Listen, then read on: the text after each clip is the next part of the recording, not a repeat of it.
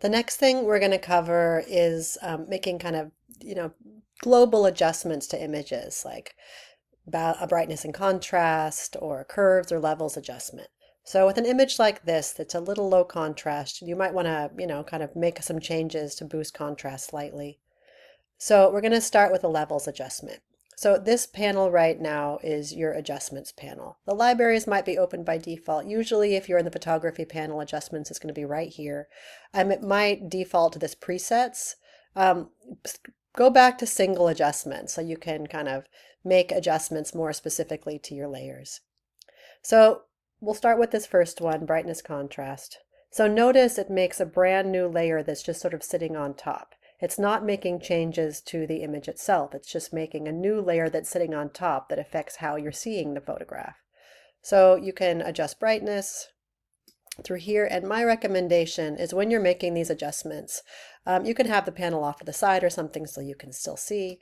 I like to have it where I can still have the histogram open, because at this point I can see, right, if I am losing any kind of detail in my photograph, if I'm cropping pixels and the highlights or shadows, it will show me here. So again, when you adjust contrast down or up, you can see it making these kind of discrete changes to the photograph. And with RAW files, you have a lot more leeway with this. If low resolution JPEG files, you're going to notice you're losing pixels much more quickly. But making just kind of basic adjustments to your photograph, you can see if you're kind of cropping your histogram on one side or the other or losing pixels. So when I do this, I can just click this little eyeball right here to kind of show the change I've made to my photograph and make sure that I like it. And now, as long as you're saving this a as a PSD file, you're going to be able to retain all of these Photoshop layers. Okay, so we'll do another one. I'll just click the eyeball on the side of this layer right now to turn the visibility of it off, and we'll see how the brightness contrast compares to a levels adjustment. So with levels, basically, you bring this slider on the histogram back towards the center, and that's going to control your highlight detail. So you don't want to go so far that you're kind of cropping into the histogram and losing those pixels. Same thing with the shadows. You have a lot of leeway right up until the point where you kind of start coming into the histogram and losing these pixels. And the middle slider, right, you can adjust one way or the other without losing as many of the pixels on the sides. So we have this basic adjustment for levels. You can kind of see it does, kind of similar technique to using the brightness and contrast, but you can control the image more specifically on the histogram. And the next is a curve adjustment. So there's a few different ways of using curve. If you're using these little eyedropper tools, you can also be white balancing at the same time. So these little eyedroppers will do a white balance. So you click on something that's white or gray in the photograph and it will white balance your image. So the way this one generally works, there's a few different ways of working with it. We can click it on the hand tool, and then we can go to specific areas in the photograph, like highlights, and specifically adjust those highlights separately. So clicking on the hand tool, now I click in this little shadow area here, or the shadows down here, and that way we can kind of adjust each of these areas in relation to itself. This is sort of the easiest way of using these tools. You can make changes on the histogram itself, but it's sort of easier, more intuitive to make them on the photograph itself by using this little hand option. So again, we've done a few different versions now of these. We can see the curve adjustment, we can see the levels adjustment, and we can see how that compares to the brightness contrast. So curves is probably going to be the one you use the most for making changes. You also have an exposure.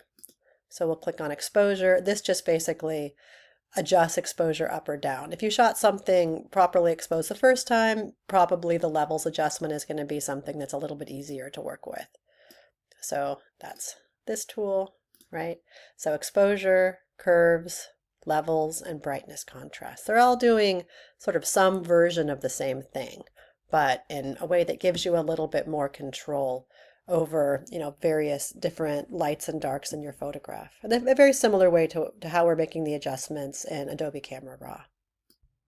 So I opened a new image and we're gonna go back to the curve adjustment and also show you how you can color balance the image um, at the same time you're making an overall curve adjustment. So the first thing I'm gonna do, I'm gonna go to this sort of middle eyedropper right here, and I'm gonna look for something that's neutral in the photograph, something that's neutral, gray or white, ideally. So right in here, and you're looking for something in the light the foreground light to color balance this area. It's a little unnaturally blue because the camera's picking up so much of the background here. That's good, a little warm. Let's try over here. It's a little bit better. But you can kind of click around until you find something that you think is pretty neutral, and that will get you close. So if you're not doing really fine-tuned color balancing, the eyedropper tool can be a good place to start. So in just in one step, you can make some adjustments. So then going back to the hand preset, you can kind of come through here, might bring the highlight detail down just a little bit, might bring some of the shadow detail up a little bit. And now again, the nice thing about working in layers is it's not actually impacting my background layer. You can see, generally what changes you've made just by clicking on the visibility of this particular adjustment level. So for this image, we'll just do some basic changes, the same thing with curves, just a little review. So I'll probably do a color balance first. Looks a little bit off in terms of color, a little bit unnaturally cool. And then clicking on the photographs here, I want to bring up the levels of the lights. Again, looking at my histogram, making sure I'm not going too far here. And a few discrete changes here. Maybe bring up the darks a little too, until you overall think you have a nice, version of the photograph. So we can kind of look at what we had before compared to what we have now. If you think it's still a little bit too warm, again, and you're not quite getting where you wanted to go by using, the white balance option in this tool, totally fine. We can do it another way.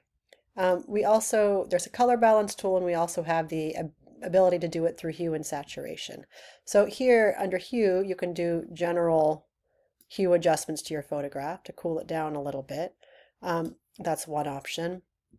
So you can do it discreetly, again, by clicking on the hand option and changing basically the overall saturation of that particular area. If you're trying to kind of desaturate some parts of the photograph more than others, that's an option.